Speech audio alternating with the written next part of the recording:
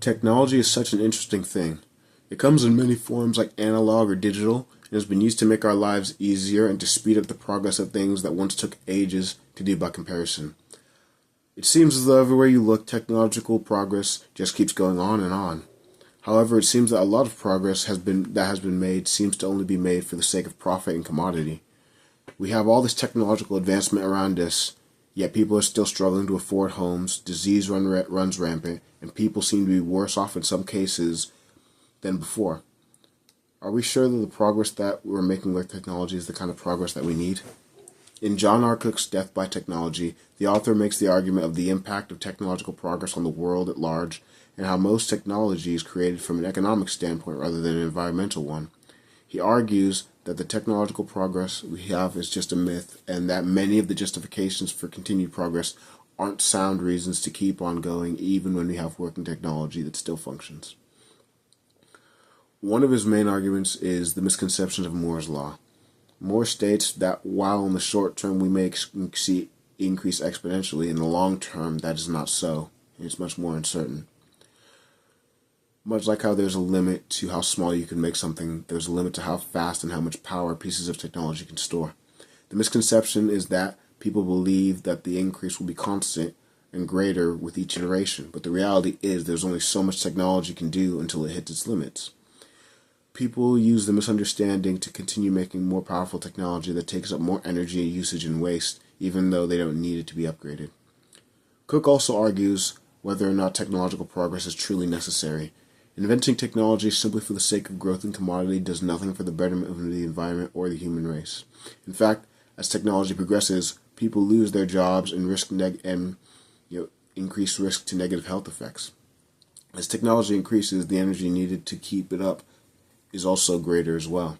However, we don't have an infinite fuel to support all of our machines, not to mention the amount of waste produced by these technologies and how it affects the environment and us. However, there are those that believe technology will somehow save us from the very problems that it creates rather than reducing our usage or slowing down production. This mentality causes people to be dismissive of the negative effects that technology creates. Some see technology as a utopic dream that we will evolve technology to a point all of our problems like world hunger and housing will be solved. This, however, couldn't be further from the truth.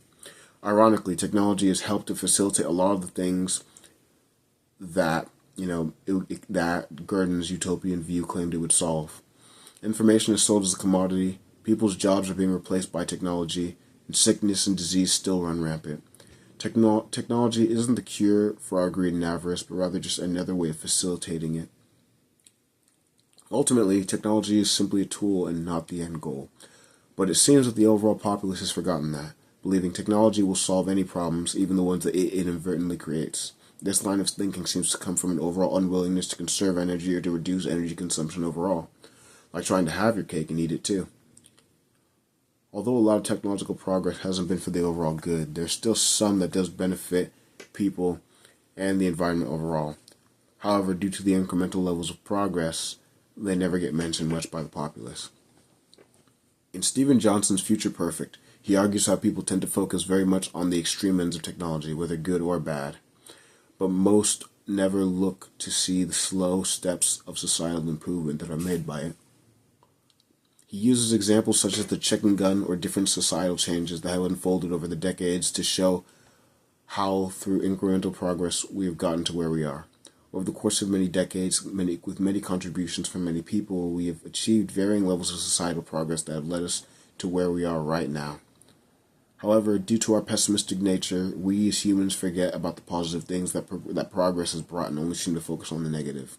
That isn't to say that there's nothing wrong with things as of today, but rather we have an unwillingness to acknowledge the good things we have going on around us, even if they are small.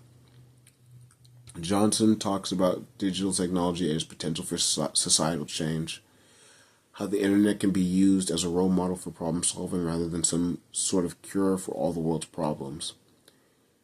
They believed they could take the principles of the internet and use them for societal improvement, such as how cities could be governed or how school systems are taught to their students. Overall, technology is something that can be used to help out society and the environment as a whole if harnessed correctly. Things such as crime control, things such as affordable housing could possibly be done through the usage of technology that's created not for the sake of turning a profit, but for the sake of improving our world and how we live with it. However, until we decide that it's time to stop progressing simply for the sake of profit or simply for the sake of further growth, until we decide to take a step back and just ask ourselves, where are we going with all this? What is the end goal? How can we develop things that actually benefit us all in the long run rather than short-term profit? We'll just continue spiraling further and further out of control. I mean, there is a limit to just how far we can go. There is a limit to just how much we can take and how much the planet can take before everything everything comes crashing down like a house of cards.